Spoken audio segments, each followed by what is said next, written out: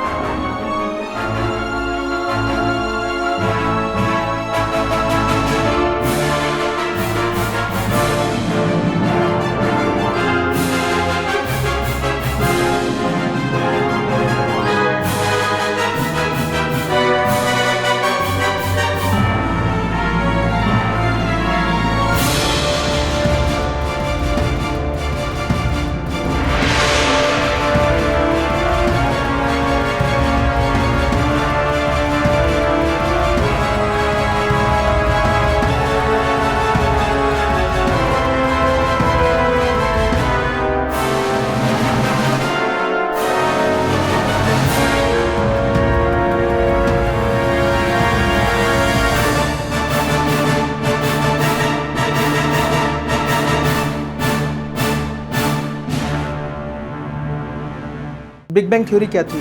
पहले धरती नहीं थी। मतलब जो आपका सोलर सिस्टम है, जो यूनिवर्स है, पहले ये गैस का बादल था। गैस का बादल को हम लोग बोलते थे नेबुला। और वो बादल किसी आकर्षण बल की वजह से घूमना शुरू हुआ बहुत तेजी से आपस में, और एकदम घूमने की वजह से उसमें विस्फोट हो गया। और विस्फोट होने के बाद छोटे छोटे पत्थर आके गोले घूमते रहे, एक बड़ा आका गोला बीच में रहा, उसके चारों ओर छोटे छोटे आके गोले घूमते रहे। तो जो छोटे छोटे गोले थे उन्हीं को हम प्लैनेट बोलते हैं, यानी ग्रह हैं हमारे वो। और जो बीच में बड़ा गोला था वो आपका सूरज है। तो अब जो अर्थ था, पहले अर्थ एक खौलता हुआ ज्वालामुखी था जिसको हम लावा बोलते हैं। अब अर्थ की जो ज्वालामुखी है वो शांत कैसे हुई?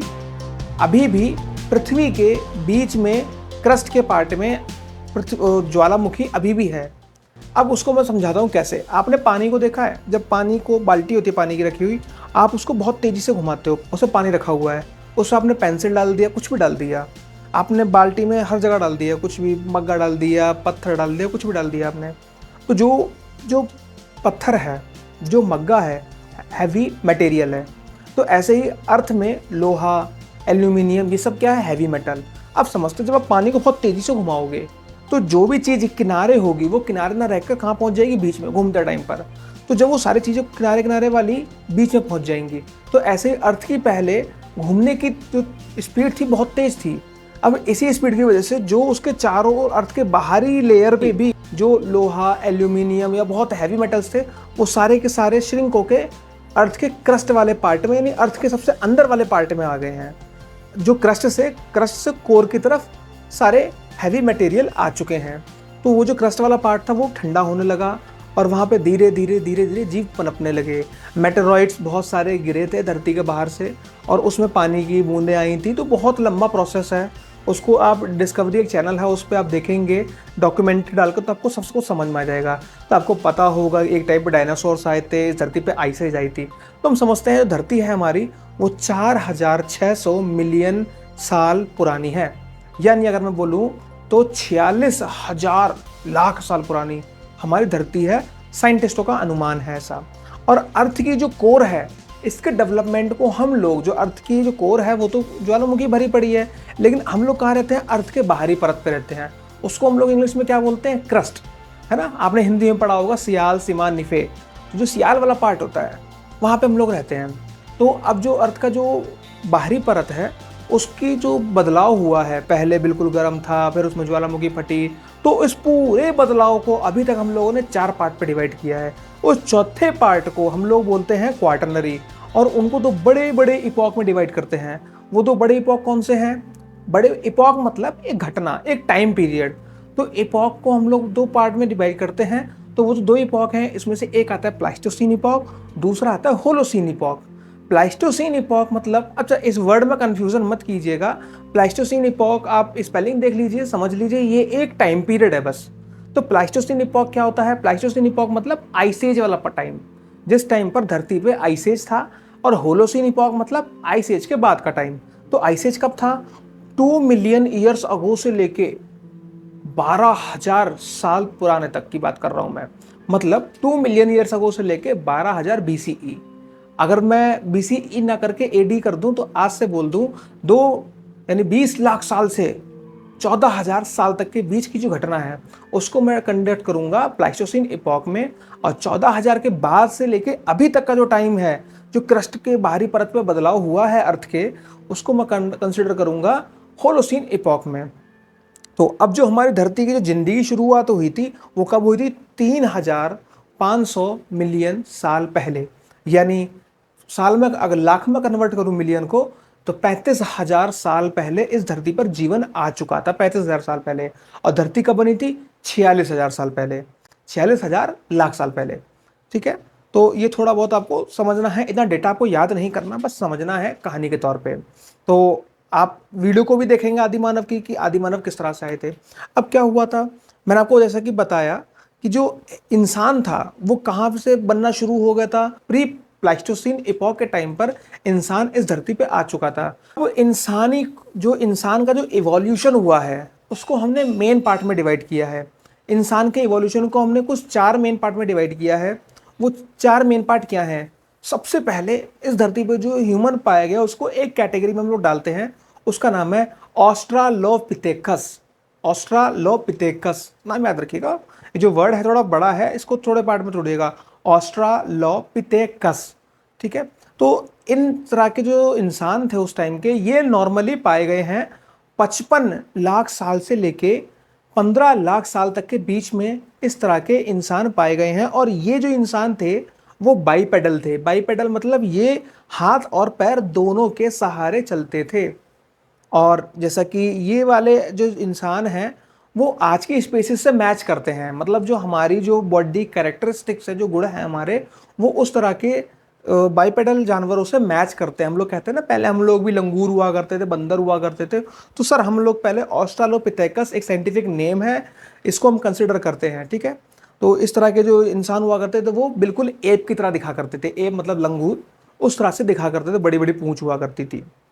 ठीक है, अब इसके बाद जस्ट ऑस्ट्रालोपिथेकस के बाद कई जगह पर होमो वर्ड का बहुत यूज होता है। होमो मतलब अब इस तरह के इंसानों के हमें अवशेष मिलते हैं कि वो प्रॉपर हम जैसे उनकी बॉडी थी, हम जैसे ही उनके गुणवत्ता थे। वो प्रॉपर बाईपेडल नहीं थे, अब वो पैरों पर चलने थे।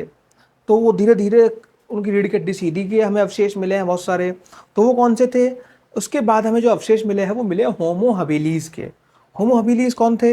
ये हमें नॉर्मली ईस्टर्न अफ्रीका यानी अफ्रीका के पूर्वी क्षेत्र में और अफ्रीका के दक्षिणी क्षेत्र में हमें इनके बहुत सारे अवशेष मिले हैं, जो कि 20 लाख साल से 15 लाख साल पुराने तक की बात कर रहा हूं मैं। 20 लाख साल से लेके 15 लाख साल पहले में ये अफ्रीका के एरिया में हमें इनके बहुत सारे अवशेष मिले हैं। तो ये जो होमो हबिलीज टाइप के जो इंसान थे, ये पहले रियल ह्यूमन थे। ये पहले ऐसे इंसान थे जो थोड़ा सा इस शेप में चलते थे। मतलब ये पूरी तरह से सीधे नहीं थे, लेकिन थोड़े से सीधे उन्होंने चलना शुरू कर दिया था। इन्होंने हाथों का यूज कम करते चलने के लिए, अभी सिर्फ पैरों पर चलते थे। तो ये होमो हबिलीज थे। इनके जो अवशेष मिले हैं तो कई सारे हमें इनके अवशेष के आसपास टूटे हुए पत्थरों के भी बहुत सारे अवशेष मिले हैं। ठीक है, अब हम पत्थरों की उम्र पता लगाते हैं कार्बन डेटिंग की पद्धति से। उसकी बहुत बड़ी प्रोसेस है, किसी दिन मैं डिस्कस करूंगा, वो आपके लिए बहुत इंपॉर्टेंट नहीं है। तो हमें इनके जो होमो हबिलीज टाइप के जो इंसान हैं, जो हमें अफ्रीका के दक्षिणी क्षेत्र पूर्वी क्षेत्र में मिले हैं, इनके साथ हमें पत्थर भी मिले हैं, जो ये शो करता है कि इस टाइम के जो ह्यूमन थे इन्होंने पत्थरों का यूज करना शुरू कर दिया था। और ये जानवरों को मारे खाया करते थे। वो किसकी हेल्प से खाया करते थे? पत्थरों की हेल्प से खाया करते थे। इन्होंने जब जानवरों को मारा तो देखा कि जानवरों को जब मार रहे हैं और जानवरों को दूसरे जानवर खा रहे हैं, तो उन्होंने उस जानवर की हड्डी निकाल ली, हड्डी खा के देखी, उसी हड्डी से इनके चोट लगी, खून निकल आया। इनको समझ में आया कि इस हड्डी का यूज हम किसी और को मारने के लिए भी कर सकते हैं। तो उन्होंने उन हड्डी का यूज किया, फिर पत्थरों का यूज करना शुरू कर दिया। इस तरह से इन्होंने अलग जानवरों को खाना शुरू कर दिया। तो ये होमो हबिलीज थे। अब बात करता हूं मैं, इसके बाद आते हैं होमो इरेक्टस।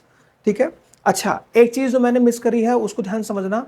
अगर मैं ऑस्ट्रेलोपिथेकस की बात करूं तो उस टाइम के जो ऑस्ट्रेलोपिथेकस थे उनके जो दिमाग का साइज था वो हमें बहुत छोटा मिला है। वो हम बोलेंगे 400 क्यूबिक सेंटीमीटर।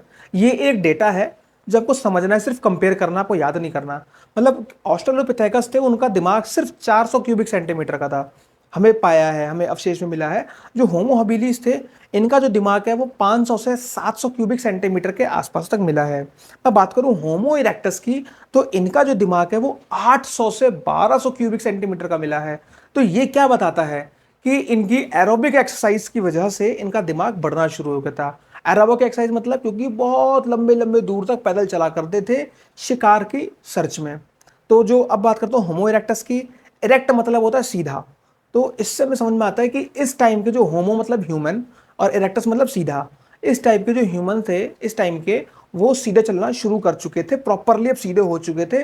अब उनकी रीढ़ की हड्डी टेढ़ी, ऐसे हमें अवशेष इस धरती पर नहीं मिले हैं। और हमें बहुत सारे ऐसे राख के अवशेष मिले हैं जिससे समझ में आता है कि इस टाइप के जो ह्यूमंस थे उन्होंने आग की भी खोज करना शुरू कर दी थी, यानी आग का यूज करना उन्हें समझ में आ चुका था कि आग से किस तरह से हम काम करते हैं। वो लोग गुफाओं में रहा करते थे। तो ये होते हैं होमो इरेक्टस। इनकी अगर मैं टाइम पीरियड की बात करूं तो इनका जो टाइम पीरियड है ये लगभग लगभग 1.5 लाख साल, 1.5 लाख साल नहीं, इनका जो टाइम पीरियड है वो 15 लाख साल के बाद का है। अब होमो इरेक्टस के जस्ट बाद ही होमो सैपियंस के हमें बहुत सारे अवशेष मिलते हैं। होमो सैपियंस को हम आज के ह्यूमन का मॉडर्न एंसेस्टर्स कहते हैं। जो मॉडर्न ह्यूमन है, हमारे जो बिल्कुल क्लोज एंसेस्टर हैं, उनको हम होमो सैपियंस बोलते हैं, जिनकी पूरी बॉडी की एक एक गुणवत्ता हमसे मिलता है। तो होमो सैपियंस के अगर हम देखें अवशेष, तो होमो सैपियंस में एक कैटेगरी आती है जिसको हम बोलते हैं नियंथर्स। नियंडरथल्स जिनको हम लोग बोलते हैं, नाम याद रखना है, NEANDERTHAL। तो ये नियंडरथल्स होते हैं। ये नॉर्मली शरीर में बहुत ताकतवर हुआ करते, तो होमो सैपियंस से जो होमो सैपियंस टाइप के ह्यूमंस थे उनसे बहुत ताकतवर हुआ करते थे। और नियंडरथल्स जो होते हैं, इनके अवशेष हमें नॉर्मली जर्मनी से मिले हैं। कब? आज से 2,30,000 साल पहले। और इनके अवशेष बाकी अलग जगह पर मिले हैं हमें 1,15,000 साल पहले। तो ये थोड़ा बहुत डिफरेंस है। क्या डिफरेंस है कि जर्मनी में हमें इनके अवशेष पहले मिले हैं, जर्मनी के बाद ये अलग अलग एरिया में फैलना शुरू हो गए थे।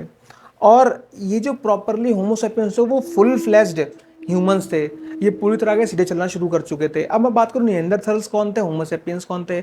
नियंडरथल्स शरीर में ज़्यादा मजबूत हुआ करते थे, इनका दिमाग होमो सैपियंस से थोड़ा सा ज़्यादा इम्प्रूव हुआ करता था। तो हमने इसको चीज़ को समझा, आई होप आपको समझ में आया होगा। एक चीज़ और मैं आपको बता दूं, इस टाइम के जो ह्यूमंस थे, नियंदरथल्स जो ह्यूमंस थे, उनका दिमाग का साइज 1800 क्यूबिक सेंटीमीटर तक पाया गया है। यानी अब इंसान का दिमाग बहुत ज़्यादा बढ़ चुका था और इंसान ने अपने शरीर से ज़्यादा शरीर का यूज़ कम कर दिया था और दिमाग का यूज़ ज़्यादा करना शुरू कर दिया था। अब जब हम लोगों ने नियंदरथल्स के बारे में समझ लिया, तो ये तो वर्ल्ड हिस्ट्री का पार्ट है। तो ये अफ्रीका के पार्ट में नॉर्मली ह्यूमंस पाए गए थे। अब अफ्रीका के बाद ये सारे ह्यूमंस धीरे धीरे धीरे धीरे अब हर जगह पर फैलना शुरू हो गए थे। तो हमें बहुत देखने को मिला कि ये ह्यूमंस बहुत दूर, लंबी लंबी दूर तक ट्रैवल करते थे। तो अब हम देखें तो हिस्ट्री को हम लोग कुछ पार्ट में पढ़ते हैं, pre history, proto history, history, जिसके बारे में मैंने ऑलरेडी एक वीडियो में डिस्कस कर रखा है। प्री हिस्ट्री वो पार्ट होता है जिसके में एविडेंस बिल्कुल कम मिले होते हैं और हम एविडेंस को पढ़ भी नहीं पाते। प्रोटो हिस्ट्री वो पार्ट होता है जिसके में एविडेंस तो मिले होते हैं बट हम उसको पढ़ नहीं पाते। हिस्ट्री वो होती है जिसके में एविडेंस भी मिले होते हैं, हम उसको पढ़ भी लेते हैं। तो बात करता हूँ मैं प्री हिस्ट्री की। ये मैं आज इंडियन हिस्ट्री की बात कर रहा हूँ, अर्ली ह्यूमंस इन इंडिया, क्योंकि हम इंडिया के हैं तो हमें अर्ली ह्यूमंस इंडिया में कैसे थे हमें उससे मतलब होता है और हमारे कॉम्पिटिटिव एग्जाम में भी वही चीज़ें आती हैं। तो अगर मैं प्री हिस्ट्री की बात करूँ तो प्री हिस्ट्री को हम लोग 2-3 पार्ट में डिवाइड करते हैं। जो 3 पार्ट है वो कौन से होते हैं? Palaeolithic, Mesolithic, Neolithic. पैलेलिथिक भी 3 पार्ट में डिवाइड होता है, अपर पैलेलिथिक, लोअर पैलेलिथिक और मिडल पैलेलिथिक। बिल्कुल इसी सीरीज में नहीं होता, जो पहला पार्ट होता है वो होता है लोअर, फिर होता है मिडल, फिर होता है अपर। ठीक है, तो जो अपर पैलेलिथिक, मिडल पैलेलिथिक के बारे में अब हम समझते हैं। पैलियोलिथिक क्या होता है? पैलियो मतलब होता है स्टोन एज। तो मैं यहाँ से बात कर रहा हूँ, पैलियो मतलब ओल्ड, लिथिक मतलब स्टोन एज। तो हमने हिंदी में पढ़ा है पूरा पाषाण काल, पाषाण काल पढ़ते हैं ना। तो हम लोग जब भी ह्यूमंस के बारे में स्टडी करते हैं तो हम उनको पत्थरों के बेसिस पे स्टडी करते हैं कि इस टाइप के बड़े बड़े पत्थर मिले, मतलब इस तरह के ह्यूमंस उस तरह पे काम करते थे। तो हम पत्थरों से पढ़ते हैं उसको। तो हमारा सबसे पहला टॉपिक है पैलियोलिथिक एज। तो पैलियोलिथिक एज में सबसे पहले अगर मैं बात करूँगा तो क्या होता है वो आपका lower palaeolithic age. Lower palaeolithic age, उस टाइम पर जो ह्यूमंस थे वो बहुत बड़े बड़े पत्थरों को, बहुत बड़े बड़े टूल्स को यूज़ करते थे। हमें कई तरह के टूल्स मिले हैं देखने को। हैंड एक्सेस हमें देखने को मिली है, क्लीवर्स हमें देखने को मिले हैं, चॉपर्स हमें देखने को मिले हैं। किन किन जगहों पे हमें ऐसे अवशेष देखने को मिले हैं? पल्लवरम, नर्मदा वैली, ब्रह्मगिरी, भिम्बेटका। हमें इस जगह, इस तरह की जो जगहें हैं वहाँ पर हमें इस तरह के बहुत सारे अवशेष देखने को मिले हैं, बड़े बड़े टूल्स देखने को मिले हैं। और इस तरह इस टाइम पे जो टूल्स हुआ करते थे वो बहुत ही रफ हुआ करते थे। तो लोअर पैलेलिथिक फेज इस प्रकार का आपका है। मैं मिडल पैलेलिथिक एज की बात करता हूँ। मिडल पैलेलिथिक एज में जो टूल्स थे वो हमें नॉर्मली रेक्टेंगुलर शेप में देखने को मिले हैं, स्क्वायर शेप में देखने को मिले हैं। और इस टाइम पर जो टूल्स थे वो फ्लेकिंग टेक्नोलॉजी से बनाए जाते थे। फ्लेकिंग टेक्नोलॉजी क्या होती है? एक पत्थर के ऊपर दूसरा पत्थर जब मारते हैं उसको प्रेशराइज करते हैं, तो जो नया टूल हमारा बन के तैयार होता है that tool is made by flaking technology. और जो हमें देखने को मिला है पल्लवरम, नर्मदा वैली, भिम्बेटका और ब्रह्मगिरी। मैं बात करता हूँ अपर पैलेलिथिक एज की। तो अपर पैलेलिथिक जो जो पीरियड था उस टाइम पर जो हमें टूल्स देखने को मिले हैं वो ट्रायंगुलर शेप में मिले हैं। सारे के शेप में है, नॉर्मली ट्रायंगुलर शेप में इस तरह का मिलेगा टूल। ये इस तरह से जो तो भाले का जो अपर वाला पार्ट होता है, इस तरह के साइज देखने को मिले हैं हमें, है ना। अब ये वाले सारे टूल्स कहाँ पाए गए हैं हमें? नॉर्मली टूल्स के नेम क्या थे? ब्लेड्स। ठीक है, ये फ्लिंट टेक्नोलॉजी से बनाया करते थे। फ्लिंट टेक्नोलॉजी मतलब पत्थर को ऐसे घिसो तो उसको, उसका जो पहना पार्ट होता है वो निकल जाता है, तो वो फ्लिंट टेक्नोलॉजी होती है। ये हमें कहाँ देखने को मिले हैं? मस्की, जो कि आपका कर्नाटक में है, कुरनूल आंध्र प्रदेश में, नर्मदा वैली, हथनौरा, भिम्बेटका, सोहन वैली जो आज के टाइम में पाकिस्तान पे है, ब्रह्मगिरी, बेलन वैली जो मिर्ज़ापुर में है, बोरी महाराष्ट्र में है। तो हमें ये जो एरियाज़ हैं यहाँ पर हमें बहुत सारे इनके अवशेष मिले हैं। नाउ पैलेलिथिक एज के बाद आता है आपका मेसोलिथिक एज। पैलेलिथिक एज मैंने आपको बताया था, पिछली वीडियो में बताया था। पैलेलिथिक एज कब से होता है? 4 मिलियन ईयर्स अगो से लेके 12,000 बीसी तक के बीच का जो पार्ट होता है वो पैलेलिथिक होता है। मेसोलिथिक 12,000 बीसी से लेके 10,000 बीसी तक के बीच में, और 10,000 बीसी के बाद आपका न्यूलिथिक पीरियड आ जाता है। तो अब मैं बात करूंगा मेसोलिथिक पीरियड के बारे में। मेसोलिथिक पीरियड को अगर हम समझे तो मेसोलिथिक पीरियड जो था वो इतना खास इंपॉर्टेंट नहीं है, क्योंकि मेसोलिथिक पीरियड जैसा मैंने वीडियो में बताया है वो प्रोसेसिंग टाइम था। मतलब हम लोगों ने उस टाइम पर बदलाव करना शुरू किया था। जो 2000 साल हैं हमारे, उनमें बहुत बदलाव हुए थे। कैसे बदलाव हुए थे? वो जो पीरियड था, क्योंकि पैलेलिथिक पीरियड की अगर मैं बात करूं तो वो कब से कब तक था? 12,000 12,000 बीसी की आसपास था, है ना। 4 मिलियन ईयर्स अगो से लेके 12,000 बीसी तक। और अगर आपको याद हो तो भी मैंने बताया था प्लाइस्टोसीन इपॉक जो आइस एज वाला पार्ट है वो भी इतने ही बीच पीरियड के बीच में था।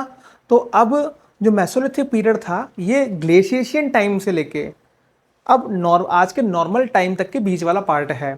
मतलब क्या कहना चाह रहा हूं मैं, जो मेसोलिथिक टाइम है वो ग्लेशिएशियन टाइम यानी आइस एज से लेके अब धीरे धीरे गर्म होना शुरू हो चुका था। तो ये मेसोलिथिक टाइम मेन है। मतलब इस टाइम पर जो वेदर था यानी क्लाइमेट था वो धीरे धीरे गर्म होना शुरू कर रहा था, बर्फ पिघलना शुरू हो गई थी। अब जब बर्फ पिघलना शुरू होगी तो बहुत सारे ह्यूमंस, बहुत सारे जानवर अब आराम से सर्वाइव कर सकेंगे। लेकिन अभी भी अर्ली ह्यूमंस में बहुत सारे ऐसी प्रॉब्लम्स थी, उनको बहुत सारे चैलेंजेस फेस करने पड़ रहे थे सर्वाइवल्स के लिए। उनको सर्वाइव करने में बड़ी दिक्कत हो रही थी, तो उन्होंने सर्वाइव करने के लिए हंटिंग करना शुरू कर दी थी। वो जानवरों को मारते थे और जानवरों को मार के खाने के बाद दोबारा गुफाओं में चले जाया करते थे। तो वो उनका एक ट्रांजिशन फेज था। तो मेसोलिथिक पीरियड को हम लोग कंसिडर करते हैं ट्रांजिशन फेज में। कौन सा ट्रांजिशन फेज? आइस एज से वार्म फेज में। मतलब अब वो आइस एज से वार्म फेज में आना शुरू हो गए थे। अब जो वेदर था, जैसा कि वो गर्म होना शुरू हो गया था, तो अब जो वेदर था वो उनके रहने के लिए अनुकूल था और वो रह सकते हैं जिंदा। तो उन्होंने अब वेदर में रहना शुरू कर दिया। अब उसी के अकॉर्डिंग उन्होंने बहुत सारी चीज़ें स्टार्ट कर दी। उन्होंने धीरे धीरे धीरे धीरे ह्यूमन में इवोल्यूशन होना शुरू हो गया। अब धीरे धीरे ह्यूमन क्या करना, मूव करता था। अब वो क्या करता था, पहले हंटिंग करता था, फिर गैदरिंग भी उन्होंने स्टार्ट कर दी। अब जो ह्यूमन था वो हंटिंग और गैदरिंग दोनों स्टार्ट कर चुका था। जानवरों को मारे खाया करता था और जानवरों को मारे खाने के बाद उनको इकट्ठा कर लिया करता ताकि आके हमारा खाना चले। और धीरे धीरे जानवर वहाँ से ख़त्म होना शुरू हो गए थे, इसलिए पहले चलता था बहुत दूर दूर तक। कैसे? अगर आप बताओ, हम लोग अगर आप इमेजिन करो सिचुएशन को कि बहुत सारे अर्ली ह्यूमंस हैं, उन्होंने जानवरों को मार दिया। अब मारने के बाद उनको क्या करा, उन्होंने खाना शुरू कर दिया। अब उस एरिया के जानवर या तो मारते रहो ख़त्म हो जाएंगे, या वो जानवर वहाँ से भाग जाएंगे। ठीक है, अब जो उन जानवर भाग जाएंगे तो वहाँ अधिमानव को खाना मिलेगा नहीं, वो उनके पीछे पीछे पीछे पीछे और दूर तक चले जाएंगे। तो ऐसे ही वो एक जगह से दूसरी जगह तक मूव करते थे, तो अफ्रीका से पूरे साउथ एशिया हर जगह पर उन्होंने फैलना शुरू कर दिया था। अब और चीज़ क्या है, एक बहुत इंटरेस्टिंग चीज़ अब आपको बताऊं, जो अर्ली ह्यूमंस थे वो जानवरों का पीछा करते थे। पता है कैसे? वो जानवरों के तब तक पीछे भागते थे जब तक जानवर खुद थक ना जाए। वो जानवरों के पीछे तब तक भागते जब तक जानवर खुद थक ना जाए। चलते रहेंगे चलते रहेंगे चलते रहेंगे, और जानवर भागेगा बट वो चलेंगे, जानवर भागेगा वो चलेंगे, और तब तक चलते रहेंगे जानवर अपने आप थक जाएगा, या वो थक के गिर जाएगा और फिर वो उसको मारे खा जाएंगे। तो उनकी चलने की कैपेसिटी बहुत अच्छी थी, चलते बहुत तेज थे और भागते भी बहुत तेज थे, थकते बिल्कुल नहीं थे। तो अर्ली ह्यूमंस इतना स्किल्ड था। अभी आज के टाइम पर तो सब बदलाव हो चुका है ना, 2 किलोमीटर जाओ तो ऑटो, है ना, 200 मीटर जाओ तो 5 रुपये 10 रुपये दे के निकलना पड़ता है। तो वो चीज़ बहुत बदलाव हो चुका है अर्ली ह्यूमन से। अच्छा, उस टाइम के जो टूल्स थे वो हमें ल्यूनेट शेप के देखने को मिले हैं, ऐसे चांद के शेप के हमें टूल्स बहुत सारे देखने को मिले हैं, जिसको अगर आप 45 डिग्री पे फेंको, 45 डिग्री पर अगर फेंको तो बहुत दूर तक जाएंगे वो टूल्स, और हम किसी भी जानवर को बहुत आसानी से मार सकते हैं। टाइम के जो इंसान थे उन्होंने मछलियों की हड्डी से भी टूल्स बनाना शुरू कर दिए थे, जिनको जिनको वो लोग हारपून्स बोलते थे। मतलब हम लोग उनको उन्होंने हम लोगों ने उस टूल्स को हारपून्स का नाम दिया है। तो इस तरह के वो टूल्स भी यूज़ करा करते थे। उन्होंने हमें बहुत सारे इस तरह के एविडेंस मिले हैं कि पता चलता है कि उस टाइम के लोग पॉटरी में भी बहुत इंटरेस्टेड थे। हमें पॉटरी के भी एविडेंस देखने को मिले हैं। जो पॉटरी के हमें एविडेंस कहाँ देखने को मिले हैं? बगोहर, जो कि राजस्थान में है, आदमगढ़, जो कि एमपी में है। तो बहुत सारे हमें डेवलपमेंट इस टाइम के देखने को मिले हैं। तो सबसे इम्पॉर्टेंट डेवलपमेंट हमें देखने को मिला वो कहाँ पर मिला? डोमेस्टिकेशन ऑफ एनिमल, यानी उस टाइम का जो इंसान था उन्होंने जानवरों को पालना शुरू कर देता, और वो अब धीरे धीरे एक ही जगह पर रहना शुरू कर चुका था। तो ये बहुत ही इंपॉर्टेंट टाइम था इंसान का, हंटिंग गैदरिंग से लेके एक जगह पर रहना। अब मैं बात करता हूँ न्यूलिथिक फेज की। तो न्यूलिथिक फेज, जिसको बोलते हैं हम हिंदी में नवपाषाण काल, तो उस टाइम पर आदमी अब पूरी तरह से मॉडर्नाइज हो चुका था। धीरे धीरे कुछ टाइम बाद उसने ट्रेडिंग भी करना शुरू कर दी थी। और ये जो पीरियड था वो 10,000 बीसी से, इसके बाद के पीरियड न्यूलिथिक फेज को हम लोग अभी तक का अभी का जो पीरियड है उसको मानते हैं। न्यूलिथिक फेज में आता है ये भी पीरियड अभी वैसे। तो न्यूलिथिक फेज के टाइम पर ही कुछ टाइम बाद आपको 3-4 हज़ार साल के आसपास आपको देखने को मिलेगा, क्या देखने को मिलेगा कि इसी में आपको इंडस वैली सिविलाइजेशन के बारे में आप सुनेंगे। तो न्यूलिथिक फेज को भी हम समझते क्या होता है। न्यूलिथिक फेज में जो इंसान था वो बहुत ही स्किल्ड हो चुका था। अब वो जो टूल्स था वो बड़े बड़े ना यूज करके छोटे छोटे को बहुत ही पॉलिश करता था, हाईली पॉलिश रगड़ता था आपस में, ताकि वो पैना हो जाए और बहुत ही छोटे हथियार से बड़े जानवरों को मारे गिरा दे। उस टाइम पर धनुष बाण का यूज भी होना शुरू हो चुका था। ठीक है, उन्होंने धीरे धीरे अब जो जानवर थे उनकी हड्डियों से बहुत ज़्यादा हथियार बनाना शुरू कर दिए, नंबर ऑफ टूल्स बहुत ज़्यादा बढ़ा देते। अब वो लोग कम्युनिटीज़ में रहना शुरू कर चुके थे, वो लोग ग्रुपों में रहा करते थे, क्योंकि उनको जानवर से भी डर नहीं है अब। क्योंकि पहले अब एक इंसान रह रहा है तो उसको जानवर ने मारे खा लिया, आपने देखा होगा वीडियो में, है ना। अब क्या, वो ग्रुपों में रहते हैं, कुछ जानवर आएगा तो उसको मारे खा जाया करते, तो वो कम्युनिटीज़ में रहना शुरू कर देते, एक जगह पर रहते थे, जानवरों को धीरे धीरे पालना भी शुरू कर दिया था। और अब जो ह्यूमंस था वो हंटिंग गैदरिंग से एग्रेरियन होना स्टार्ट कर देता। एग्रेरियन मतलब अब वो एग्रीकल्चर भी करना स्टार्ट कर चुका था। बहुत सारे ऐसे एविडेंस देखने को मिले हैं जिससे समझ में आता है कि उन्होंने एग्रीकल्चर स्टार्ट कर दिया था। जैसे हमें गेहूं के साक्ष्य मिले हैं, कहाँ से? मेहरगढ़, जो कि बलूचिस्तान में है, आज का जो पाकिस्तान वाला पार्ट है। इससे पाकिस्तान की बड़ी खटपट रहती है, लो लड़ाई रहती है कि बलूचिस्तान पाकिस्तान का दुश्मन है बहुत बड़ा। तो वहाँ से हमें मेहरगढ़ से हमें बहुत सारे गेहूं के अवशेष मिले हैं। आपको बता दूं, क्या गेहूं भारत की नेटिव प्लांटेशन है? क्या जो गेहूं सबसे पहले पाया गया था भारत का था? नहीं। अभी मैंने आंसर दिया कि कहाँ पे पाया गया था? बलूचिस्तान में। इंपॉर्टेंट क्वेश्चन है, एग्जाम में कभी कभी आ जाता है। लेकिन फिर भारत की नेटिव प्लांटेशन क्या है? वो है कॉटन। कॉटन सबसे पहले भारत में ही पाया गया था। न्यूलिथिक फेज के बारे में और डिटेल वीडियो और इंडस वैली सिविलाइजेशन के बारे में डिटेल वीडियो हम लोग अगली वीडियो में डिस्कस करेंगे। डिटेल पार्ट हम अगली वीडियो में डिस्कस करेंगे। तो तब तक के लिए जो आपको पढ़ाया है इसके नोट्स में आपको लिंक प्रोवाइड कर दूंगा, पढ़िए अच्छे से और पेपर को अच्छे से दीजिएगा। आई होप आपका टॉपिक क्लियर हुआ होगा। और जो टॉपिक मैंने आपको पढ़ाया है इससे रिलेटेड अगर आपको मॉक टेस्ट मिले, क्वेश्चंस मिले तो करिएगा ज़रूर। और जो क्वेश्चन ना समझ में आए उसको कमेंट में डालिएगा। आई होप आपका आंसर दिया जाएगा। Thank you so much to watching this video. Have a nice day. जय हिंद।